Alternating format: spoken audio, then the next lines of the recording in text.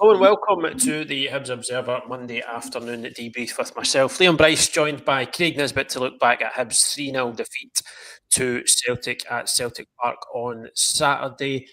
Kind of stream of football, Hibs creating the most, probably arguably the most clear-cut chances maybe they have in any game this season, at the most difficult venue, playing generally quite well in the game and then still coming away with a 3-0 defeat. Craig, first things first though, how are you? Thank you as always for joining us. No, I'm good, mate. I'm good. It's good to have you back to discuss the defeat. We got a wee bit of me and Patrick had a wee jaunt last week discussing the victory. So this is good a to be back comfort zone, with isn't it? This is where we know what's happening. Yeah. But so what I mean, just before we get into things, just general thoughts on the game. What was your kind of quick take on it? Do you know, performance-wise, I can't think of too many other like really, really good performances like that we've had at Celtic Park. And I suppose I was quite surprised, but really pleasantly surprised just by how much of a goal that we had. And even going into the second half when we were 2-0 down, we were still creating chances, in the 60th, 70th minute, trying to push forward. So I think that was that really impressed me. And, it goes back to a lot of what we've discussed on the show before. It's just a couple of individual errors and mistakes. And against a team like Celtic, you're going to get punished. And then when you don't take them up the other end of the pitch. But, it was a pretty heartening display. And again, it's just something we have to take forward into these next upcoming games. Yeah, I have to agree with that. As I said, it just felt like an odd game, like creating so many chances. Celtic, I don't think they were ruthless when their chances came along. They did. I was saying that there was a couple that went begging, but I don't feel as though they were kind of firing on all cylinders as good as maybe Hibs. Where sometimes you do feel that they've got another gear or two to go up, but I think Hibs acquitted themselves pretty well. For what is obviously still a 3-0 defeat, and I don't think David Gray was, he was wanting to sugarcoat that afterwards. He's saying he could still never accept that, but I think his immediate verdict after the game was that it was difficult to digest, and I kind of get where he's coming from there, because to play so well and kind of extended periods of the game, create so many chances, and still come away with a 3-0 defeat, regardless of who you're playing against, it must have been a kind of a tough one for the manager to really providing an instant verdict on after the game. But I mean, so let's just, as always, we'll go to the teams being announced and we'll take it from there. So let's see. I mean, this is, not misleading as such, but there was kind of two different shapes on Saturday. Really, this was more of a. This would be more the out of possession shape. So we'll maybe go to that first, considering Celtic did have the bulk of the ball, and this is the shape that Hibs spent a lot of the game in.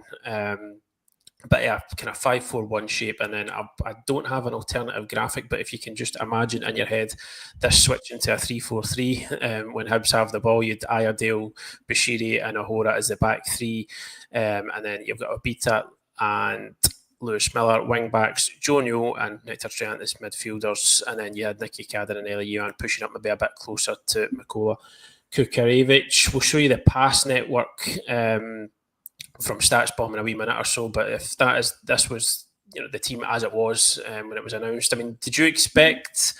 I didn't expect too much deviation from the previous game, maybe just a few tweaks here and there to make it a bit more solid, a bit more compact off the ball. Obviously, this first, I think, is it potentially the first time we've seen Jordan Obita and Nicky Cadden start a game together on that side? I'm not sure if that is. I'm sure somebody will correct me if I'm wrong, but I always thought that could be an interesting dynamic moving forward. Obviously, these games against Celtic are a bit of an outlier.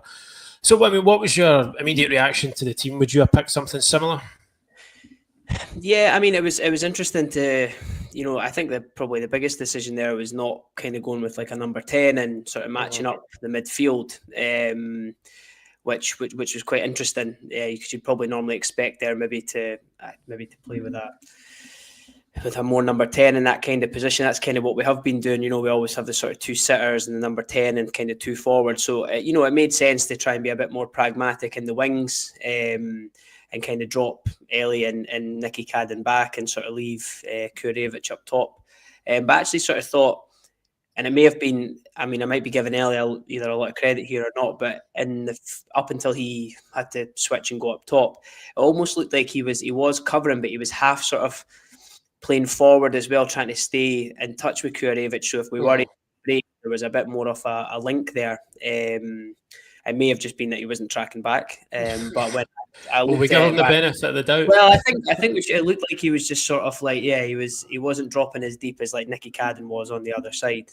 But do you know, I think that setup, it's, you know, longer term, does it really work with Nicky Cadden and Obita on the same side? I don't think so. I actually thought that we maybe would have had Nicky Cadden and Johan switched just for counter-attacking and being able to cut inside.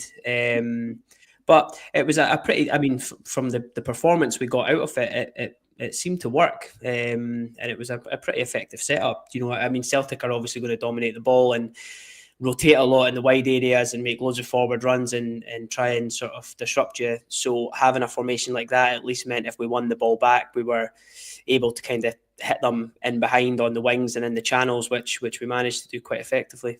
Yeah, you could see from early on that was the game plan. I'm actually going to just jump ahead to the pass map, and this was kind of more how it played out during the game, kind of average positions where guys were picking up passes, where they were playing passes. I mean, it felt to me that seems kind of shows. I think that there was a bit of bravery about how Hibs played, because that defensive line here is probably higher than I would have expected it to be when you go to Celtic Park. Yeah, I actually thought that was one of the, and I think we maybe discuss it later on about in the second half. Like we were pressing like fairly aggressively in the line. You know, we were up. You know, we were pushing up. We didn't. I mean, I think we maybe fell quite deep in the start of the second half and kind of struggled to get out against them in that sort of up until the second goal. But no, overall, like the guys were really brave in possession, and we looked to play forward quite a lot. I thought that was one of our best aspects, just the way we built up the ball when we did against them. And yeah, it's no surprise to see the guys, you know, in the red circles who were getting on the ball the most, because Triantis was getting on the ball and trying to make things happen in the middle of the park, and obviously we were going to go down the wide areas as much as possible with Miller and Obita as well. So obviously maybe not as great having some of the guys in the blue and maybe not connecting as much as they would normally do and they have done in previous games, but it's obviously very difficult against the level of opposition. Yeah, absolutely. So that just gives you an idea of the kind of average positions taken up by Hibs players throughout the game. As we say, they're quite an aggressive approach. So there was definitely a bit of bravery and courage about it, rather than just almost, you know, sometimes you can go to places like Celtic Park and almost just sit in and wait to get beat. But Hibs, they didn't do that on this occasion, and you can see it here. And the sort of expected goals race chart just basically, it kind of maps out how chances were created over time, over the 90 minutes, and you can kind of get a sense of who was on top at what point, who was creating chances. And as we can see here, obviously Hibs started the game very, very well. In that first half, almost right, pretty much right up until 45 minutes. It's kind of, you know, it's punch for punch almost in terms of chance creation. Hibs kind of almost matching Celtic all the way. Obviously, you know, we'll talk about the the specific chances in depth as we go through, but this just kind of gives you an idea of how much Hibs were in this game. And I think, you know, you alluded to there, I think the only kind of, you know, part of the game where was that the start of the second half, where I think Celtic really pinned Hibs back, and I think it was in that period where the second goal comes, and then it becomes obviously an uphill struggle from there. But I mean, you can see folks like Hibs were, you know, they were, especially in that first half, they were well in the game, and you can see just, you know, the higher the bigger the vertical line jump, you know, the greater the quality of the chance, folks. So you can really kind of see just how good those three chances that Hibs created were in the first half. So I mean, this kind of broadly follows how the game panned out, this, doesn't it? Yeah, it does. And like the first half, you can see, we were almost going punch for punch in terms of the sort of quality of the chances created, if at some points creating sort of almost better chances. And then, you know, obviously that sort of, we kind of flatline in the start of the second half a little bit there, and that's when Celtic kind of dominated. They had a flurry of corners, and then obviously they get their goal. But, do you know, the bit that probably impressed me the most is from like that 60th minute on, we kept pushing and trying to get in and create chances and score, which it would be easy to sort of fall back at that point and let the game go. So yeah, I think a really heartening performance, and probably the first time really with the team that they've been able to kind of match the intensity they've tried to put into games in the first half and been able to do it. And I think if you're able to do it away to Celtic, 2-0 down, for example, at that point there, then it stands us in good stead going forward. Yeah, I think you're right. It's that coming back into the game, even after the second goal, because it would have been really easy to just fold at that point. And again, it's kind of further evidence. I think the Aberdeen game probably proved it, but it is further evidence of a team who are still playing for their manager, despite how results are going. Obviously, Hibs going back to the bottom of the table because of the results elsewhere at the weekend, and we'll get, before we finish, we'll preview next week. So, but I mean, it's a different feeling as opposed to other games that have been lost. And obviously, you need to put defeats to Celtic into context as well. It's just this is Hibs' shot map on the day. Nine shots on target, 14 shots altogether, and expected goals of 2.29, which is the most Celtic have conceded in the Premiership this season. There's teams in the Champions League who haven't created that many chances against them. So it's encouraging from that point of view, but I suppose then the frustration is then that lack of ruthlessness, not putting the ball in the net. I think you go back to here and you see how Celtic high expected goals as well. So it's it'd be a bit kind of excessive to say Hibs should have gone and win this game, because Celtic have created a lot of chances and they've created a lot. They've missed quite a few as well. But I mean, Hibs at the very, very least should have been on the score sheet on Saturday, shouldn't they have? Absolutely, and I think it'll be a different kettle of fish next weekend, and when we're playing Ross County at home, completely different game. But the one thing we have struggled with this season is creating from open play. We've kind of relied on free kicks and set pieces and corners and things like that, and it's not been something we've been good at. And actually, quite a lot of the chances in the game that we had came from open play and came from really good runs in behind and stuff like that. So it was just really heartening to see us do that and get those chances. Of course, it's like incredibly disappointing not to have taken one, and at the very least we deserve to get on the score sheet and at least make a game of it. You're right to say that Celtic had a bit of an off day. They were a bit sluggish at times. They probably had other gears to go, but it would have been, if we had taken one of those chances, it's the old cliche about goals change games, but it would have then just got us into something, and you never know what we could have got out of it. But in typical fashion, we sort of missed a big opportunity, and you knew they were going to get a chance, and we just conceded so quickly. But again, this, probably since the Aberdeen game, the attitude of the players, they seem to now not be feeling sorry for themselves and they're just dusting themselves down and getting going again and sticking to what they're trying to do, which is good progress. Yeah, it's certainly encouraging in that respect. So let's kind of look at the kind of specific elements of the game in more detail. This is kind of early stages, Hibs out of possession shape. Craig, tell us what are we looking at here? What are we seeing? So I think, obviously with Celtic, they were obviously going to dominate the ball. Their centre halves, like you can see, Trusty and Scales are actually playing the ball into McGregor there. The centre halves play quite high forward. The fullbacks usually come inside the pitch. The wingers stay wide. The two sort of attacking midfielders will go and try and kind of play in between the lines. You can sort of see McCowan and Engels doing that just kind of off Triantis and no shoulder there. But as I said, it was interesting noting early in that first half position, because I do think there was a little bit of him.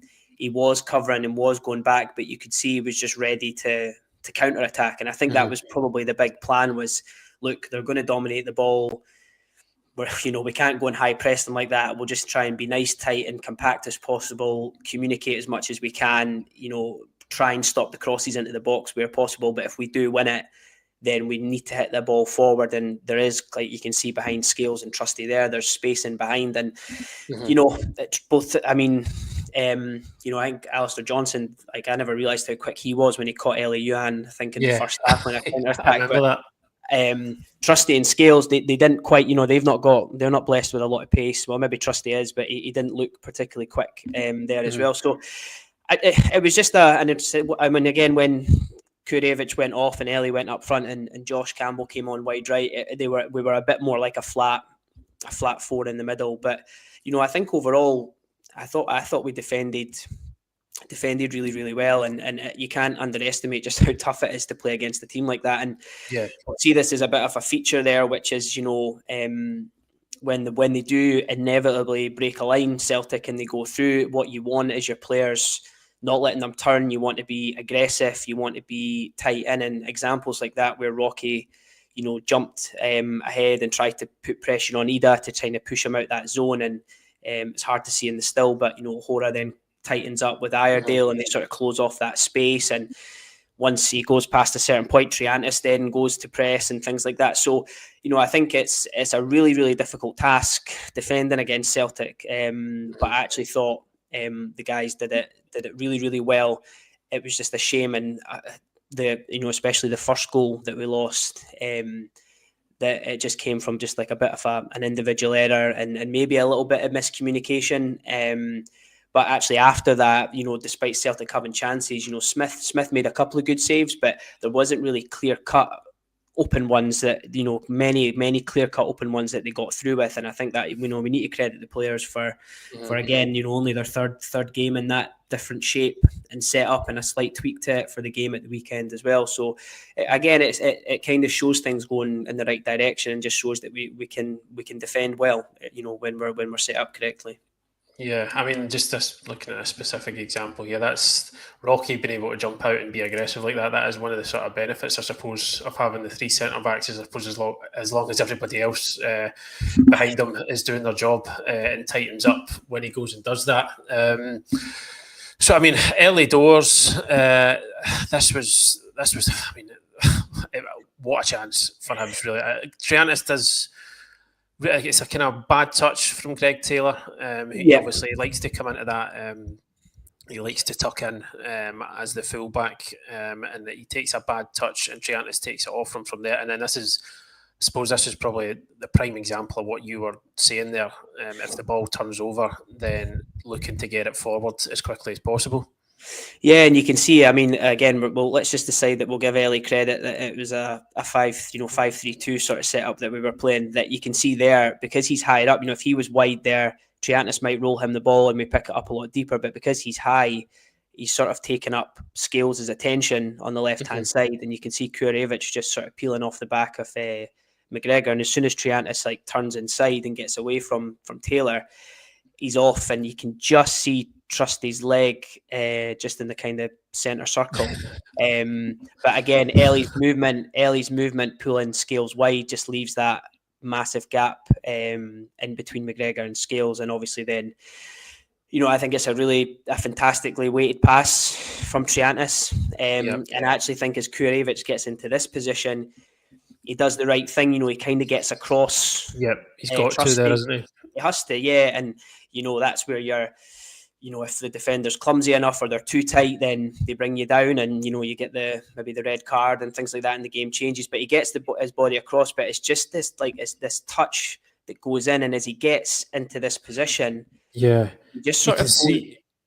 Sorry, you can see he's actually stretching when he hits it. Yeah, well, that's why I sort of froze it there, because he takes quite a good touch going in, but it's just as he's running towards it, he just sort of goes off balance, and there's no Trusty's not really. He is behind him. He's maybe thinking about it. He's maybe sort of panicking a little bit.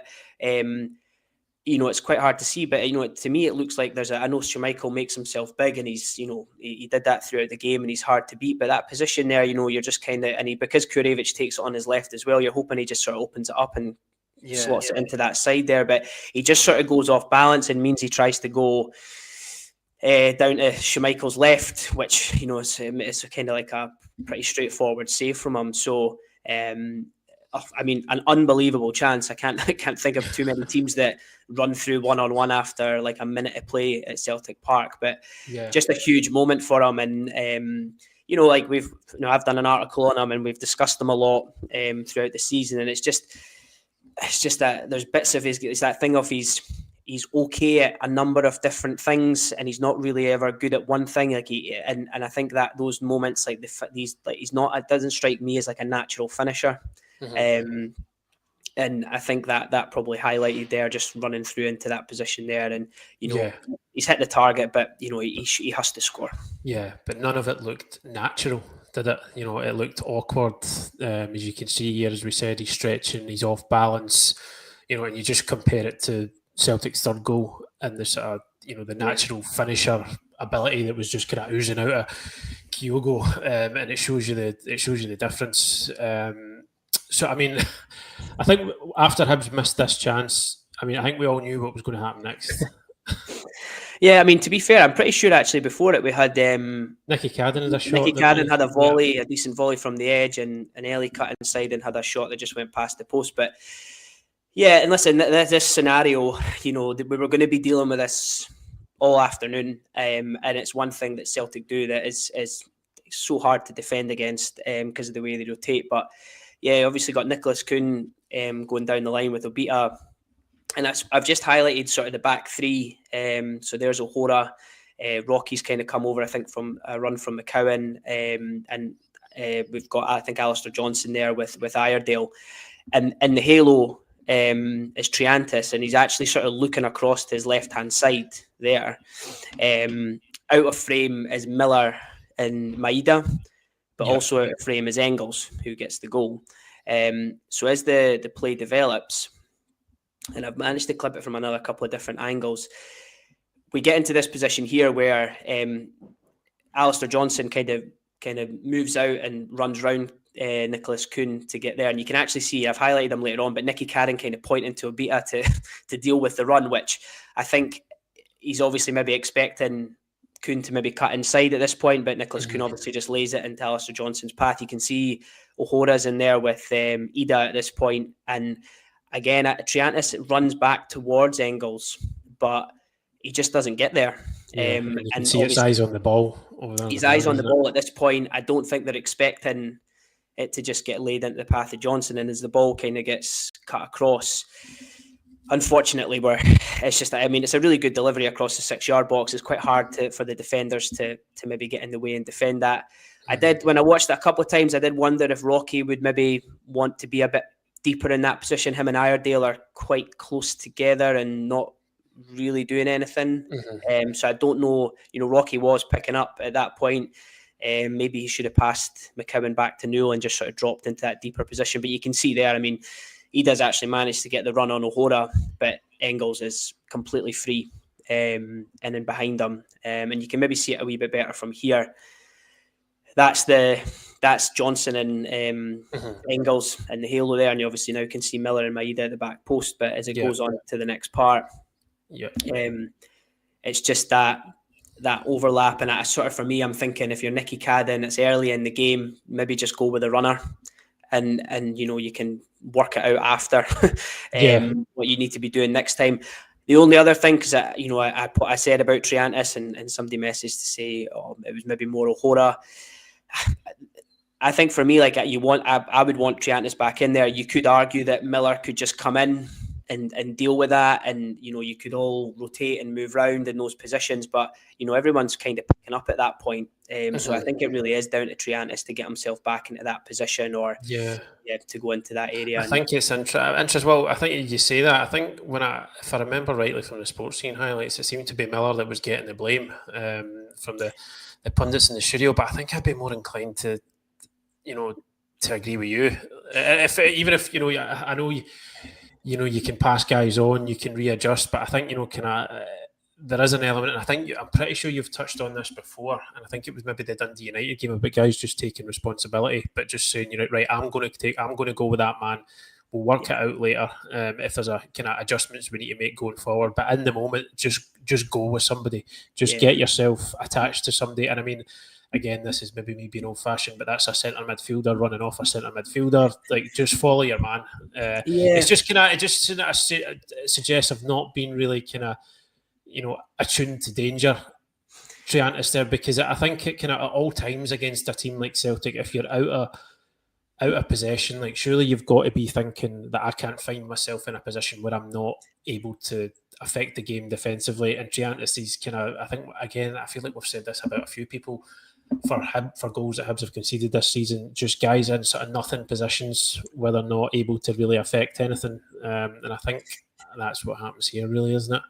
Yeah, and like, yeah, I think, I never caught Sports Scene, but yeah, there's part of me thinking, yeah, would Miller just come in? But the ball's so good from Johnson that, I mean, yeah, there's a chance that even if Miller gets, like, it could then fall to Maeda, who's free, and he just slots it. I think you're right in those moments you really need to, like, just track your man, deal with it in those situations. Triantis clearly, obviously has that. If you watch it back on maybe Sports Scene, you can see him glance over and obviously see, oh, there's Engels, I'm going to get there. And he starts to run for it, and then he sort of slows down as he gets there, thinking, right, I've got a bit of time to get back in, I think. But Celtic just moved the ball so sharp, and, within a couple of seconds, it's fired right across your 6-yard box. So, I'm not taking anything away from the team, because I do honestly think we defended these situations really well. It's just such a shame that, after 5 minutes, it just was just an error that we've seen so many times. Yeah, I think you're right. I mean, that is, I don't want to be I know Hibs conceded 3 goals, but this is more of an outlier, I think, in terms of guys not doing their jobs defensively. I think generally throughout the game, and include Giannis in that, a lot of guys were very, very diligent. And just like another point on Miller as well, it's, you can imagine before the game that it'll be drilled into him for days and days on end. Like, don't let Maeda get the run on you at the back post. Like, I think you've got to think that's where his attention is going to be most of the time. So just moving it on a wee bit, just to maybe talk a bit more just about how they retained possession, because there were some lovely passages in that first half, I felt. Yeah, again, like if you've got Hibs TV and you can go back and watch it, we have that little. I'll maybe post it on Twitter later. They have like a run of possession from like sort of like the 15th, 16th minute that builds up to Newell's chance. Where, listen, there's a few sort of ropey like passes in it, a few sort of one-touch ones that aren't quite as accurate, but we keep it really, really well. And I actually I thought Iredale, again, he impresses me the more I see him on the ball. I think he's definitely got an eye to break a line, and he uses the ball well. But here, again, we've highlighted these moves before as well, that it's a kind of different role, I suppose, for Newell and Triantis in these deep areas. But in this example, the ball goes from Iredale into Newell. It's popped round the corner for Obita. And if you go on to the next one, I think we work the ball back. Obita is under a bit of pressure. He works it back to Iredale, and we get into a position, just into this, where I think in the past we would have probably went back to the goalkeeper there. You can actually see Rocky pointing to go back to Smith. But what Iredale does is he's got the kind of just the pace and just got the right touch, and he goes past Nicholas Kuhn and drives into this space into the middle of the pitch. And if you go into the next clip there, once he gets into that area, we've got 3 players there, all in really decent positions to actually get on the ball. And if you're ranking the type of pass there, if Iredale's confident enough, he can whip that straight in behind for Miller. If he could find Yuan, but the picture maybe doesn't show it, but Maeda's kind of just ran across to kind of cover the pass into Yuan. And then I suppose the safest ball out there is into O'Hora. But again, once O'Hora then gets on the ball, you can see that we've got a nice little triangle formed, which is what we saw Celtic do for their goal there as well. And this leads on to Newell's chance. The ball, O'Hora manages to get in. They have a nice little 1-2 combination between Miller and Yuan, and then we play the ball in behind. And I think if you go back and watch that little bit of possession, it's really patient. It's really progressive. We do try and go forward. There's times where Celtic defend us well and force us back. But what the players are trying to do is, right, we'll go again and we'll try and break another line and we'll try and play forward. And I think that probably was the thing that impressed me most just about watching us play, because, we are where we are in the table. But, I just sort of thought those passages of play were really, really good, and probably the main positives to take out the game. But here, Ellie gets it, releases it well in for Miller. And again, we've highlighted actually, for even when we've lost games, we always get quite good numbers into the box. I think, I do think we do that, especially in the first half. And it's good runs from Kurevich and Nicky Cadden to sort of keep Alistair Johnson and sort of Trusty going towards the front area. albeit as lurking at the edge, and it gets pulled back for Newell. And do you know, I've tried to watch it so many times, and I kind of want to give him the benefit of the doubt that it bobbles up a little bit. Uh-huh. But similar to Kurevic, I don't actually think it's a particularly bad ball from Miller. I think it looks well weighted. He just sort of goes off balance. And yeah, you can see how far he's leaning back there, can't you? Yeah, that's the cardinal sin, leaning back. It is, and I don't quite know why. He'll know maybe because it's quite maybe hard to see sometimes on the TV. But yeah, he just comes in and he just sort of like leans back and kind of goes into this sliding position. And as soon as you do that, it becomes more and more difficult to hit the target. And yeah, just another big chance went begging there. Yeah, aye, but I suppose the positive aspect is what you've touched on, that it was such a good passage of play. I watched it back earlier and I counted 29 passes in the sequence. As you said, there was a few that they were a wee bit lucky to get away with it. I think there was a wee bit of it was first guys trying to play first time passes that were lucky to get to where they did. But there was, on the flip side of that, though, just taking it back to this moment here, where Hibs end up with a triangle, it's just before this. I think it's Kurevic that the ball goes into his feet and he tries to play a first time, just bounce it back, and he bounces it back towards Rocky, and it's one of the ones that are a bit short. It's bouncing. Rocky's got somebody closing him down. It would have been really easy for him to just go, you know what? There's space in behind there. I'm just going to knock this into the corner and we can turn them. But he didn't do that. He takes a touch and he plays it. I think this is just literally just after he gives it to Ahora, and then it lets Hibs have this really nice wee triangle. And it was good. It was, you said, it wasn't just possession for possession's sake either. There was a progressiveness about it. There was guys getting into good areas, and it was just about trying to keep that composure and have the quality, and just kind of wait for that right moment for somebody to try and drag somebody out of position. And eventually it's Liam Scales who comes from, you can see him, he's Greg Taylor on the left there, over Yuan's left shoulder, and you can see Scales over his right shoulder. And it's him that eventually jumps out, comes into that position there, when he should probably just kind of hold his position, and that lets them play the 1-2. So it's a kind of great example of how you can keep the ball for that length of time. I think there's been times where Hibs have been accused of keeping the ball and not really going anywhere with it, but that was kind of a really good example, I thought, of something that was really purposeful, and it almost ended in a brilliant goal.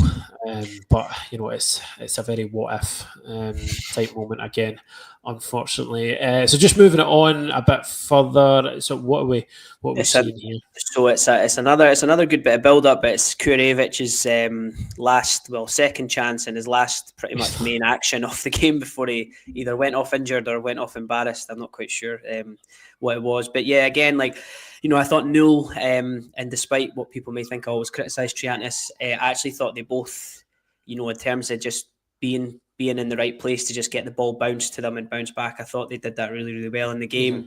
It's Iredale, Newell into Ahora, so just a nice little combo there. And then again, if you look at, if you go into the next clip, you can see that Ellie, again, in fact, if you drop it back one, Liam, sorry, you can see Ellie running into the space with his sort of arm out, looking for the ball, getting Scales' attention again. And then if you go into the next one, you can see Scales starts to make that move towards him again. He's obviously not learnt from that kind of previous chance. Ahora on the ball there, and you can see Kurevic is just about to make that kind of, typical strikers kind of curved run. Just running, just getting yourself on side, and then before running through, and it's really well timed. Really well timed run, and it's probably a note to talk about Ahora there as well. I thought it was probably the most comfortable he's looked on the ball for quite a wee while. And again, it's another really, really good ball in behind that space. So I think more and more I am thinking Ellie was playing as a striker. Yeah, you've convinced yourself in the course in these 35 minutes, haven't you? Yeah. Do we need to credit the coaching staff with this, because this looks like a very kind of deliberate ploy, if you like, for Yuan to get himself into those areas, and maybe they've identified Liam Scales that he might take the bait almost and try and jump in there, because you can see in this scenario already, Yuan's dropped in there, and you can see Kurevic kind of fixing to bend that run as if he knows, right, that's Scales just stepping forward. That's my trigger to spin and go. And then Yeah, you can I see think they, he's looking for that pass right I, away. I think they do deserve a lot of credit. Like, I think if you're Celtic, like, I've got no idea what Liam Scales is doing in both those examples. Like, there's just especially when you're playing I know there's like you're playing a high line, so there is an expectation that you jump and press. But both times he's so far away from the ball. I think him and Trusty just didn't seem to quite have the understanding. But yeah, and even you can see Nicky Cadden as well on that side as well, is kind of looking for it as well. We know Hora is capable of that sort of switch. But yeah, obviously the ball goes in behind, and it's quite hard. Nicky Cadden kind of blocks a lot of the footage that you're trying to see.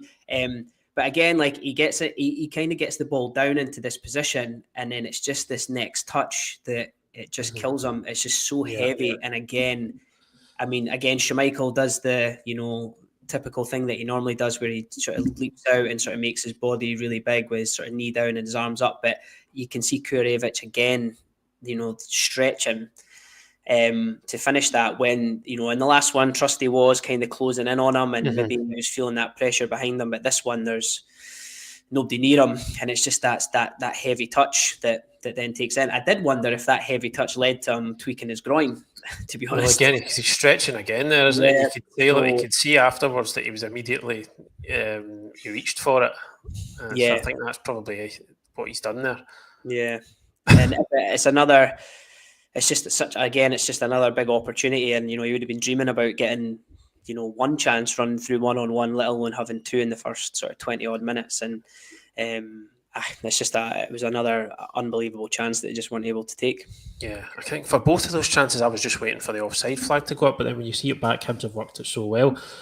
But it wasn't to be on both occasions. So again, I think just maybe before we move on to that, we've got a wee bit of examples of Hibs counter-attack. And, obviously when Kurevich comes off, it was Josh Campbell that came on. So maybe people were a wee bit surprised in the moment to see not a more kind of like for like. I know there's been a lot of shouts for Dwight Gale to get a bit more of a chance, but obviously Campbell comes on, Eli Yuan goes centrally, and then he goes out wide. And you said it changed to more of a flat line after that. What did you make of that call? Yeah, I think in the moment of him going off, there's a choice of, well, we don't know how long he could be injured for, and if we put Dwight Gale on now, and he's not played a huge amount of football for us and had a huge amount of minutes and is kind of coming back from injury himself, he's got it's a long game to be, chasing shadows and running in behind and things like that. And next weekend we've got, probably the biggest game of the season, in terms of Ross County at home, and a game we have to get 3 points. So I think the rationale there would have been, let's kind of keep him and kind of protect him, because we're probably going to need to rely on him to play at least a half, maybe 60 minutes next weekend. Josh going out to that position, he's a hard worker, he's a hard runner, he'll press aggressively. Like, there's no, he's probably his best game this season has been when we played Rangers away. He kind of suits that game when we don't have a lot of the ball. However, what I would say, there was times where, I think it's actually in this chance, where we actually work the ball wide to him in that wide right position, and you're thinking, oh, if that was Ellie at this point about to go 1v1, and things. So it's a tricky one. But yeah, like this example, just, I thought it was worth highlighting Newell, and because I thought he really drove us and led us really, really well. But this example here, just another example of a counter-attack, really, where the ball gets cleared, Newell actually brings it down in the middle of the pitch there, and then dribbles. He gets on the ball and he kind of dribbles into a really good space, drags sort of 3 Celtic players with him. I think it's Kuhn, McCowan and maybe McGregor, I think, at that point, into that area. Right. Yep. And then he lays it off into Obita. Ellie, who you seen in the first bit, was kind of beside Newell, is kind of, we knew as soon as he goes up front, he doesn't really hold that centre position like Kurevich does. He sort of drifts along the back line, but the ball goes into Obita. It comes out to Ellie, who kind of takes a wide left position. He takes a really good first touch to sort of get away from Johnson, pops it into Nicky Cadden, who then just sort of lays it into the path of Newell, and then we get the ball. It's a wee 1-2 between them, and then it's switched out wide towards Josh Campbell, and it was just a really nice example. And that's Josh over there on the far side, and when he gets it, it does slow down. It does, it does break down a little bit in that position. It's not a natural position from him to be in. But it was just another really good example of counter-attacking. We've had the kind of patient build-up play. They spoke about 20 odd passes there, but that one was Newell dribbling forward. We go back, we kind of go up, back and through, and then switch the play. I mean, it has all the sort of principles of play that you want to see your team do, and it was just another really, really good example. And again, just something that we need to see more often, especially when we're at home and we've got teams to break down. We want to see a lot more of this kind of counter-attacking play if the other team have got the ball and we can pinch it back. Yeah, taking advantage of those moments, absolutely. So before we go into the second half, what did you make of this? Aaron Engels got a yellow card for this. He looked, I think you and I were discussing yesterday, looked a wee bit sheepish after he did it. Because I think, I mean, it's not, I don't think it's an absolute shocker. But he's given the ball away there, Engels, and you can see he's a wee bit rattled by it. He's a wee bit frustrated, and I think he does go into to kind of maybe put a wee bit on Newell there. I'm not saying he's going to try and completely do him, but it's like playing football. Guys will leave a wee bit on opponents, and it does tend to happen, I think, more often than not after somebody's made a mistake. Do you think a yellow card was fair here? Do you think he's a lucky boy? I think he's really lucky, and like I said to you yesterday about the Spurs Chelsea game, there was a really similar tackle with Caicedo, I think, and it was the reason it never got. I mean, he didn't even get a yellow card, but it was saying that there wasn't enough excessive force, which I kind of could attribute to this one. Like you say, he didn't leap in 2-footed. He just sort of like his foot kind of stamps on him, and then he kind of moves his foot away. It wasn't like he leapt into it, but I think it's like over the top of the ball. The ball's like spun away. He's nowhere near it. The ball is not in. The ball is behind Engels at this point when he makes the tackle. And I just think it's one of them that I think, and I don't want to get into the whole stuff about but I think if that's Newell on Engels, Newell's walking there. I think. Well, I mean, it's about a kid. I mean, he's already had one this season, Joe Newell. So, I mean, is it going to be in the referee's mind that he's at it again? I think he's a wee bit lucky there. I said, I don't think it's a shocker, but you've kind of seen, I think I've seen red cards for softer challenges than that. Yeah. But we don't want to turn this into ref watch. We'll leave that to Dermot Gallagher on Sky Sports. So incidentally, I was watching that earlier on. He said it wasn't a red card. Oh, did they not? Was it the same thing? Just about the access? What did the sports team? Did they access? No access? I don't think I watched all of it. I didn't see whatever the sports scene verdict was on that. Maybe somebody can let us know in the comments. Yeah. But on Sky Sports, they didn't think it was a red card, and it was the same rationale, the Caicedo one, as apparently not enough excessive force on it. So I think you can make a case either way, to be honest. So we're on to the second half now, and then this is what I think the start of the second half was probably Celtic's most dominant spell, and it's where they get the second goal, which is a bit of a killer for Hibs, isn't it? They didn't really kind of, I think, start with the same intensity as they started the first half. Hibs, I mean, obviously you've got to credit Celtic as well. They've come out and tried to impose themselves, but it's a sore one to lose, that, isn't it? Yeah. And it's always going to be difficult, to kind of match that intensity at the start of the second half, and they just sort of peppered us, and we were defended really well. We were winning the ball, and you were kind of hoping just to weather that storm to sort of 60 minutes, and then you sort of feel like we would have got back in the game. But like I've watched the set piece back a few times. Like I don't know, obviously Kurevich going off probably caused a rejig in terms of what we would normally do at the back in terms of setup. I just thought it was really interesting that like O'Hora is sort of doing the zonal stuff, kind of highlighted there at the front post, and it's Josh Campbell marking Ida, which I'm not really so sure about that one, to be honest with you. And obviously when you see the next clip as it goes up, I mean, Josh, to be fair to him, gets up there, but Ida's got quite a lot of height on him and gets the run on him. O'Hora then kind of dragged out of that space, and then in terms for Newell, I mean, it's one of those things that it's like you and we've all done it when we've played football. You sort of plant your feet, or you're waiting on the ball, you're anticipating something, you plant your feet, then the ball comes to you and you're not expecting it. It's and so hard to react. Yeah, he just sticks a leg out, and he might, on another day that goes over the bar, it goes wide, it goes behind him, he clears it, but on this occasion he thumped it into the roof of the net, and probably what he should have done the other end, to be fair. So it was just listen, we've conceded a lot of poor goals this season, and that one just much similar to the first one in a way. It just felt really easy. It just felt that it's a simple flick on, isn't it? They just didn't have to work for it. That was the thing. For all you talk about their midfield rotations and the wingers coming inside, the fullbacks overlapping, there's nothing complicated about that one, really, is there?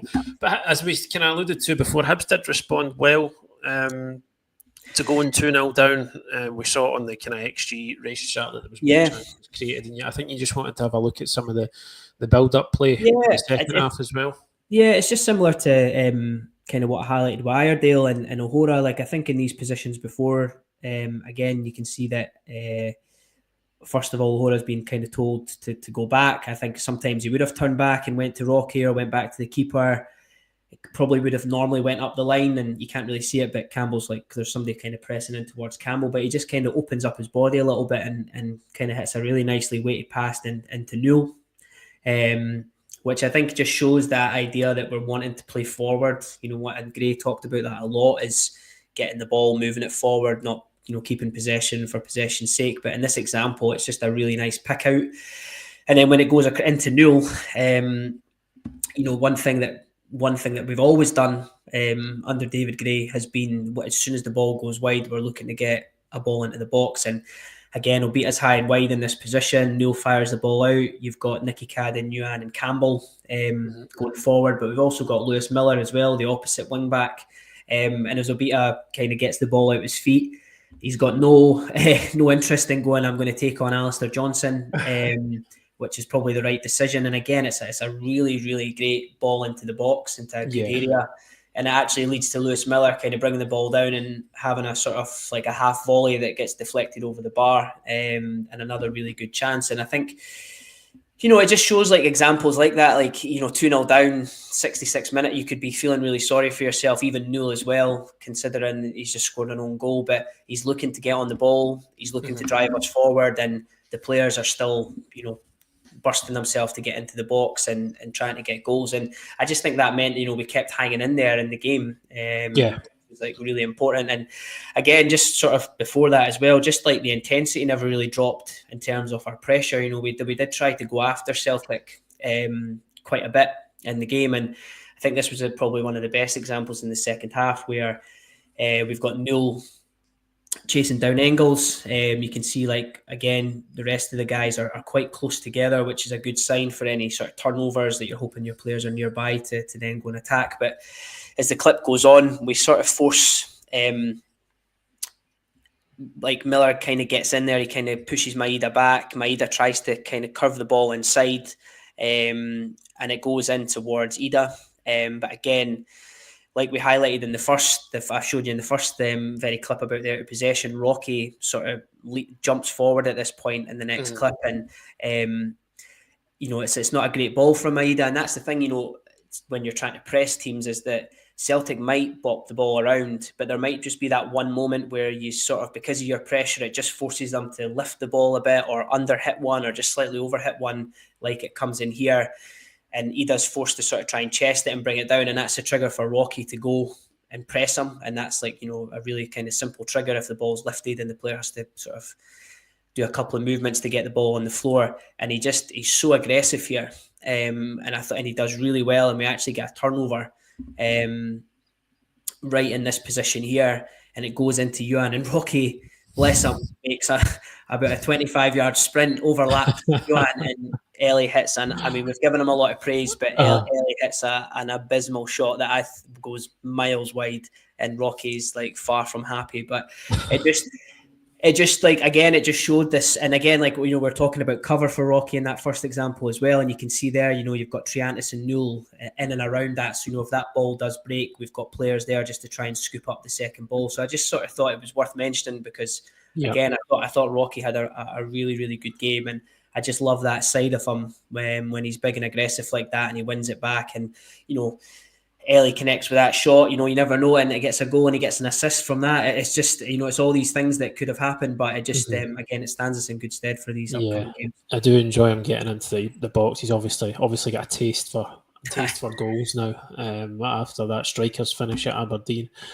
So just moving us on a wee bit again, I think this is the third Celtic goal, isn't it? And it's Triantis just gets crowded out here, doesn't he, in the first instance? Yeah, I mean, it's we've obviously by this point we've made subs to change things up a little bit. I don't think it disrupted us too much, but I think it did sort of change a little bit of how we were playing. And by this point in the game, you could see that we were, probably starting to tire. And listen, I thought Triantis had a decent game. It's just these moments there where he just takes one too many touches. And Celtic by this point have made, know what their depth's like. It's just ridiculous. Yeah, 5 off the bench. You've got to take that into account, I suppose, isn't it? Like multi-million-pound players coming off the bench. Kyogo off the bench is certainly one way. And yeah, he just, he's trying to do the right things. He just is two things really. O'Hara's sort of kind of slightly further up the pitch just after we've kind of turned the ball over, and as Triantis dribbles forward, he gets the ball pinched, I think, initially by Forrest. And if you go into the next clip, O'Hara's sort of just behind him there, just beside the kind of halo. And as the ball gets nicked there, when it goes into the next clip, he just can't get back in time. Rocky and Iredale. He just can't recover in time. Rocky's kind of trying to cover the centre of the goal, and it's not actually the best through ball, but Kyogo's like little movement to let the ball run under him and control it with his right foot. It's just ridiculous, isn't it? And in terms of a finish, just fakes a movement. Smith sits down and then he just sort of lifts it over him. And listen, it's one of them. It's you can almost kind of chalk that goal off, really, in terms of overall play. But it just shows you against the Celtic, these teams, you have to be on it all the time. Yeah, I mean, what is this, 84th minute? Like, it's an example of being punished in the extreme there, really, isn't it? I think Triantis, he's, as you said, he's trying to do the right things. He's trying to look forward. I think he just kind of, as you say, it's just one touch too many. There's fresh guys who have just come on, who are, well, not long on the park, who are swarming all around him.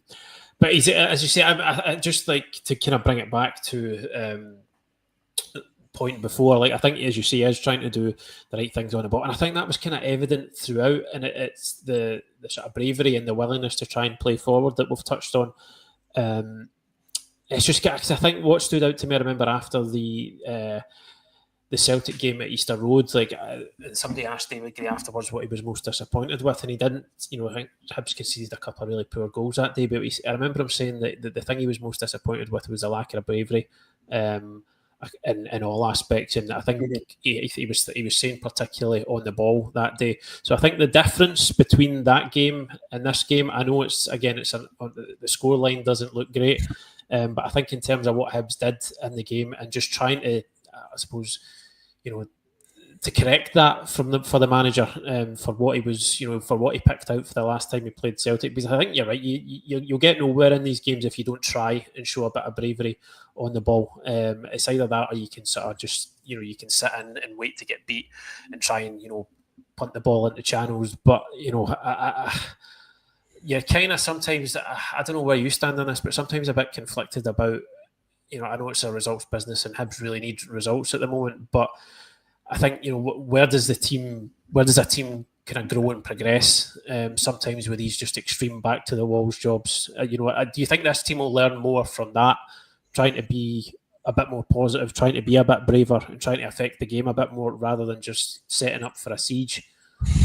I think so. I think like most, early on in the season, it's we've been our own worst enemy, really. Do you know what I mean? Like it's in terms of the red cards and own goals and just the basic mistakes killing us a little bit. And it's actually that's almost like stunted any kind of growth that we've had on the pitch, because we've had to adapt or change, or even in this game we've had to sub off. And I know Kurevic missed a couple of big chances, but we've had to sub off and change again. It's just another game where we've had to change, adapt and change, and I do feel sorry for Gray for that, because it's just, we rarely have a run of consistency with the same players on the pitch and playing the same way. So I think a game like that, for me, coming off the pitch there, you're going to be disappointed, and a few people will go, I should have done better for this, and I should have done better. I'm sure Kurevic held his hands up and said, yep, that one's on me as well, missed a couple of big chances. But the overall play there, and what we did, if you even apply 50% of that in other games, we'll beat teams round about us, and we'll get out of where we are. It's just making sure that, and where it is difficult, we might be talking about this now, is that when we play like Ross County at home on Saturday, they'll be the team sitting in and looking to hit us on the counter and try and exploit our weaknesses. So it's just about trying to take some of the kind of passing routines and the things we've tried to do in that game and apply them into that game at home as well, because it's a totally different match. Yeah, it's somewhat of a, maybe not quite to the same extremes, but it is probably a role reversal of what you're getting when you go to Celtic Park, and it's hard to understate the importance of it. I know there was the momentum or the confidence or the feel good factor that comes from the draw against Aberdeen, backing that up with a good result over Motherwell, and good performance despite the result at Celtic Park. But it's just, I think, like, this game on Saturday, it's kind of win at all costs, really, isn't it?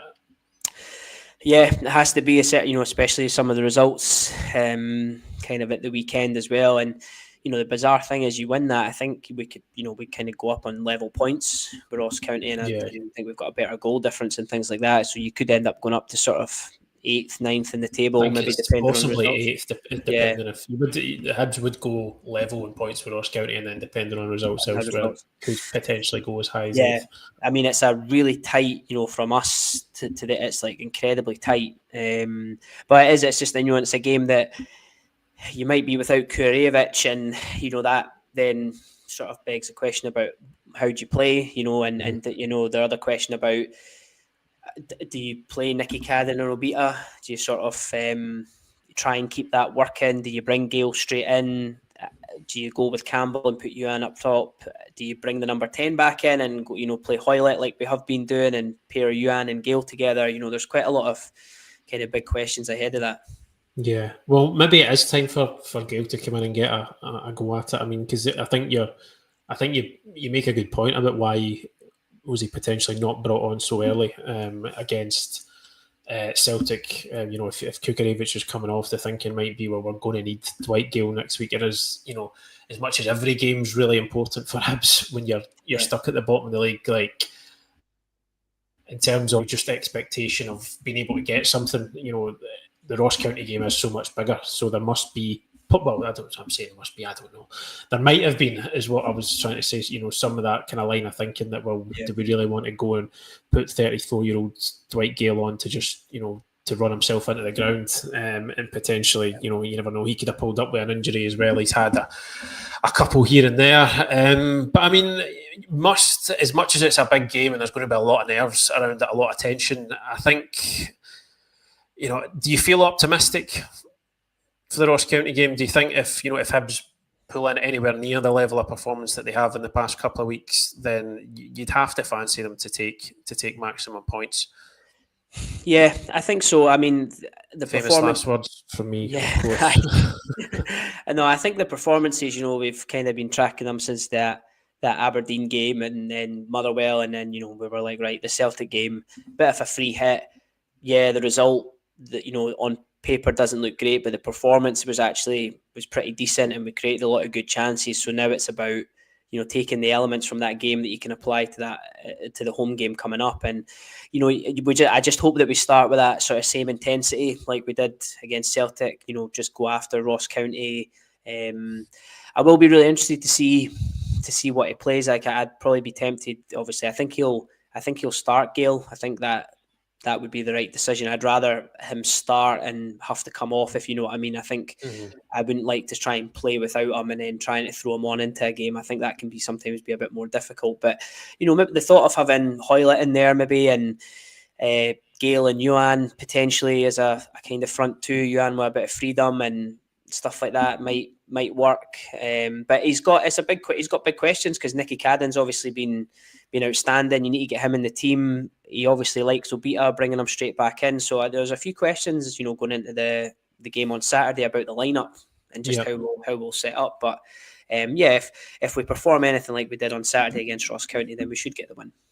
Yeah, as you said, a lot of big decisions to be made. It'll be a really interesting lineup. But we'll do a proper preview of the Ross County game later in the week. There's a couple of articles on the website today that just sort of accompanies everything we've talked about in the video. I've done a sort of more tactical look using the stats, had some of the stuff that you've seen here. And Patrick, our editors, he's done another piece just kind of looking at why there's still reasons for Hibs to think that things could be on the way up despite the scoreline on Saturday. But for now, folks, we're going to just leave it there. That's a full hour we've managed to get out of dissecting this game. So hopefully it brought you some level of greater insight into what transpired at Celtic Park on Saturday. As always, a big thank you to Craig for bringing that insight. And thanks to you for joining us, folks. If you're watching on YouTube, you'll have noticed that banner that below is here. You can support the channel by subscribing. It lets us continue to grow the channel to keep bringing you these videos, and you'll obviously always be notified whenever we go live as well. So please do consider hitting the subscribe button if you haven't already, folks. I'm going to stop talking now. Thank you as always for joining us. Thanks to Craig, and we'll speak to you again very, very soon. Cheers. Thank you.